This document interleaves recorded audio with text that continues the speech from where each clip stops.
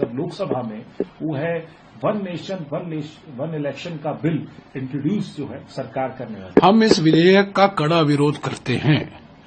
17 जनवरी 2024 को कांग्रेस अध्यक्ष मल्लिकार्जुन खड़गे जी ने रामनाथ कोविंद जी की समिति जो थी, रामनाथ कोविंद जी उसके अध्यक्ष थे, उनको 4 पन्ने का एक खत लिखा कि कांग्रेस पार्टी क्या कारण हम इस विधेयक का विरोध कर रहे हैं।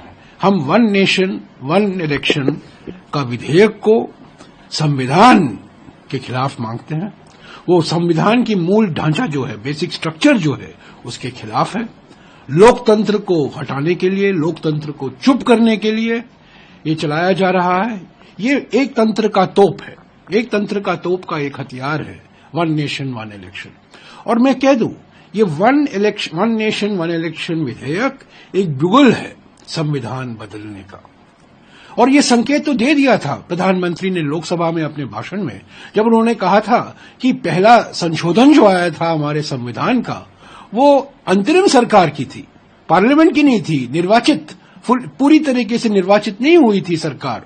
1947 से 1952 तक 5 साल जिस कैबिनेट में जवाहरलाल नेहरू, सरदार पटेल, बाबा साहब अम्बेडकर, श्यामा प्रसाद मुखर्जी जैसे बड़े बड़े व्यक्ति कैबिनेट मंत्री थे, उनको उन्होंने नहीं निर्वाचित हुए वाली कैबिनेट कह दिया। और इसका मकसद क्या था? मकसद जवाहरलाल नेहरू ने इसका जवाब दिया जब संशोधन आया, पहला संशोधन, तब उन्होंने कहा आप इस संशोधन का विरोध कर रहे हो क्योंकि हम अंतरिम सरकार हैं। क्या जब हमने संविधान अपनाया, जब हमने संविधान को अडॉप्ट किया, तब क्या हम पूरे निर्वाचित सरकार थे? हम तो अंतरिम सरकार ही थे ना।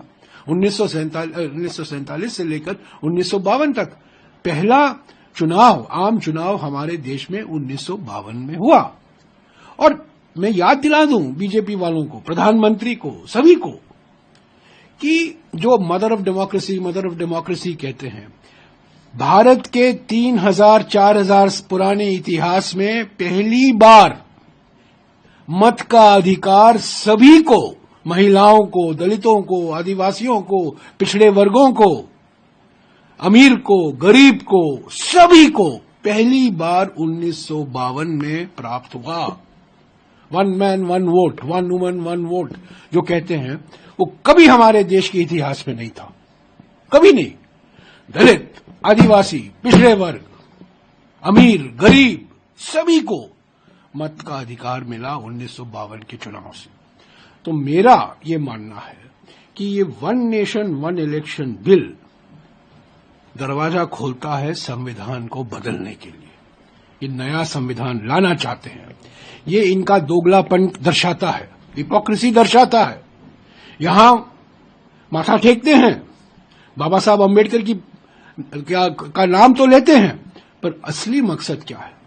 One nation one election bill पहला मील पत्थर है। दूसरा मील पत्थर है इस संविधान, बाबा साहब अम्बेडकर के संविधान को बदलो।